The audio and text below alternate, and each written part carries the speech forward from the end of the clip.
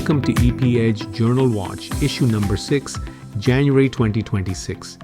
I am Dr. Sharma, and thank you for joining me for another high-yield review of the most clinically relevant electrophysiology literature you need to know without the noise. This issue is anchored around left atrial appendage occlusion, long-term outcomes, implant mechanics, and real-world edge cases that we all wrestle with in practice. We'll then broaden out into several immediately practical EP papers: post-TAVR conduction disease, early recurrence after persistent AF ablation, ICU anticoagulation decisions in septic shock, and a fascinating translational look at sex hormones and torsades de pointe. The goal today is simple: highlight what matters, explain why it matters, acknowledge limitations, and give you an EP Edge take you can use on rounds tomorrow. We begin with long-term randomized data comparing left atrial appendage closure to oral anticoagulation, now including the option trial. This meta-analysis pooled over 3,000 patients from 4 randomized trials, with follow-up extending up to 4 years. The central message is nuanced but important. Thromboembolic protection was broadly similar between strategies. There was no statistically significant difference in ischemic stroke or systemic embolism. Where the curves separate is safety. Left atrial appendage closure was associated with substantially less hemorrhagic stroke and nearly a 50% reduction in non-procedural, clinically relevant bleeding. There was also a signal toward lower cardiovascular or unexplained mortality favoring left atrial appendage closure, with a relative risk around 0.7. Now, important caveats. These trials span different device generations, different antithrombotic regimens, and both warfarin and DOAC comparators. Procedural bleeding is still bundled into some endpoints. EP Edge takeaway: left atrial appendage closure remains thromboembolically competitive, consistently safer from a bleeding standpoint, and now carries a provocative, but not yet mechanistically explained, mortality signal. Next, implant mechanics that actually change behavior. This JACC EP study examined WATCHMAN flex compression and peri-device leak. The headline is striking: higher compression, around 26%, was associated with a 4-fold reduction in peri-device leak at follow-up.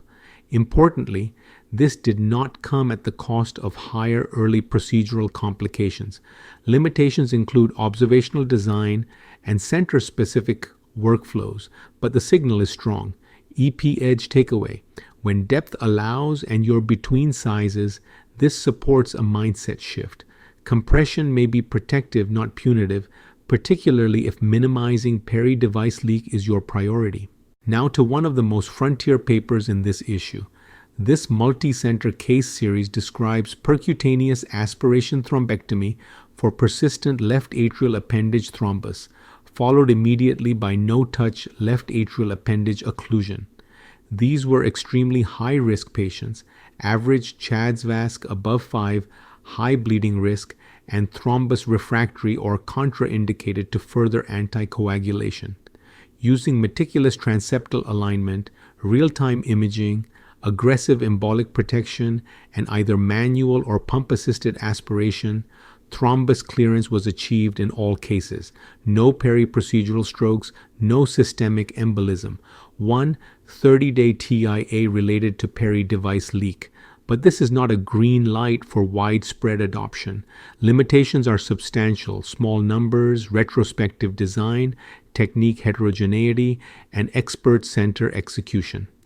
EP Edge takeaway: this paper defines a salvage lane, not a default pathway, for the hardest left atrial appendage occlusion patients, emphasizing workflow discipline over devices. The option sub-analysis answers a question many of us hear weekly. Does left atrial appendage closure worsen AF recurrence after ablation?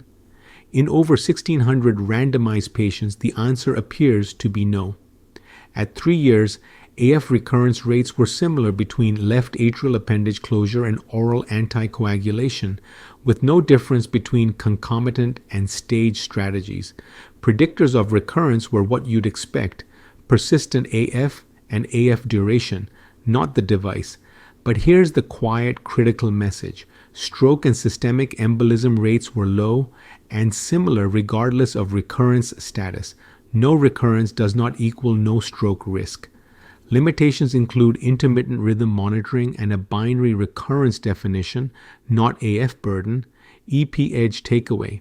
Left atrial appendage closure is rhythm neutral at scale, but rhythm success should never be used as a stroke risk off switch. This JAMA cardiology paper reframes how we think about conduction disease after TAVR. Intra-procedural heart block was often transient and poor at predicting delayed high-grade block.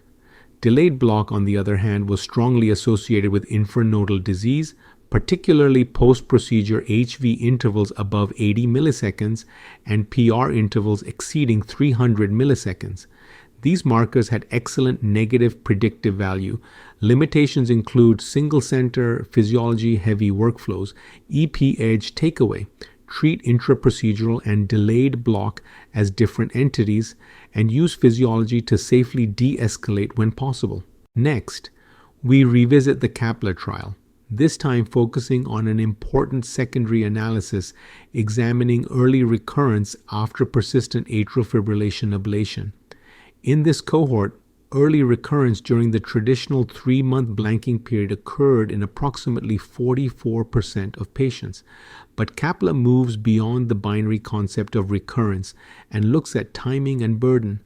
Patients with early recurrence had more than a 3-fold higher odds of late atrial arrhythmia recurrence with an odds ratio just over 3.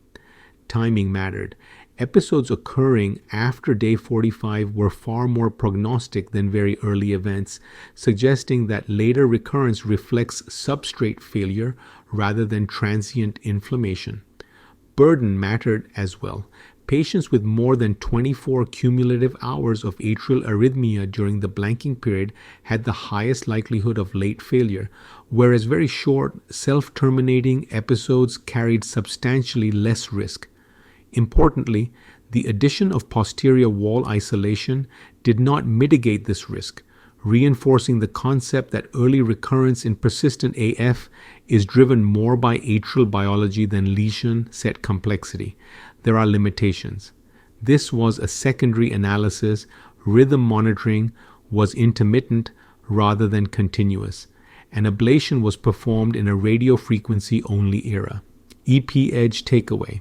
In persistent atrial fibrillation, early recurrence is not a single entity.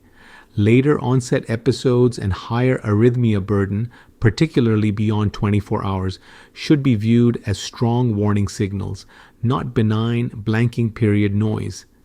Next, we turn to a clinically uncomfortable but increasingly common scenario: atrial fibrillation occurring in the setting of septic shock. This large retrospective cohort study evaluated critically ill patients with septic shock who developed atrial fibrillation and examined outcomes based on whether or not they received therapeutic anticoagulation during hospitalization. The most striking finding was a substantial mortality signal.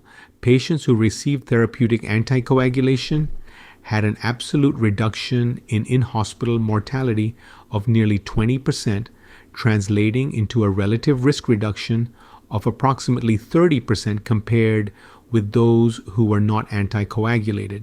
Importantly, this survival benefit was not accompanied by a statistically significant increase in major bleeding. Rates of ischemic stroke were low overall and did not differ meaningfully between groups, suggesting that the observed benefit may not be explained solely by embolic prevention. This raises a provocative hypothesis. Anticoagulation in septic shock-associated atrial fibrillation may be acting as a modifier of systemic inflammation, microvascular thrombosis, or endothelial dysfunction, rather than simply preventing left atrial appendage clot. However, we must be cautious. This was an observational study with inherent selection bias. Patients selected for anticoagulation were likely more hemodynamically stable, had fewer contraindications, and may have received overall higher intensity care. Details regarding timing of AF onset, rhythm duration, anticoagulant class, and dosing strategies were limited, and long-term outcomes beyond hospitalization were not assessed. EP-EDGE takeaway: new onset atrial fibrillation in septic shock should not be reflexively dismissed as a transient epiphenomenon. While these data do not mandate anticoagulation, they strongly support individualized, physiology-aware decision-making and early EP input rather than a blanket avoidance strategy driven purely by bleeding fear. We close this issue with a study that quietly challenges how we think about arrhythmic risk, particularly torsade de pointe, and why it behaves so differently across sexes. This translational investigation examined patients with acquired TDP and evaluated circulating sex hormone levels alongside electrophysiologic effects in human cardiomyocyte models. The findings were striking. Men who developed TDP were found to have profound hypogonadism, with testosterone levels well below age-adjusted norms. Women, in contrast, demonstrated marked hyperestrogenism. These were not subtle differences. When patient-derived hormone profiles were applied to human ventricular cardiomyocytes, both low testosterone and high estrogen directly prolonged ventricular repolarization and increased early after depolarization propensity, key mechanistic substrates for TDP. Perhaps most importantly, normalization of hormone levels reversed these electrophysiologic effects. This reframes sex hormones not as background modifiers, but as active dynamic regulators of repolarization reserve. Now, some important perspective. This study does not suggest routine hormone testing for every patient with QT prolongation, nor does it justify empiric hormonal manipulation. Sample sizes were modest, the population was highly selected, and clinical outcomes were not driven by interventional hormone therapy. But conceptually, this is powerful. It helps explain why QT liability differs by sex, why certain patients destabilize dramatically with modest QT insults, and why one-size-fits-all risk models often fail. My takeaway: sex hormones may represent an unrecognized layer of arrhythmic vulnerability, one that intersects with drugs, electrolytes, autonomic tone, and structural disease in ways we are only beginning to understand. And that forward-looking theme brings us to what's next at EP-EDGE. Later this month, we'll be releasing an in-depth EP-EDGE deep analysis focused on pulse field ablation. We'll go beyond safety headlines to examine lesion biology, collateral tissue effects, evolving complication profiles, durability, and what real-world data are teaching us, sometimes uncomfortably, about where PFA truly fits in our ablation armamentarium.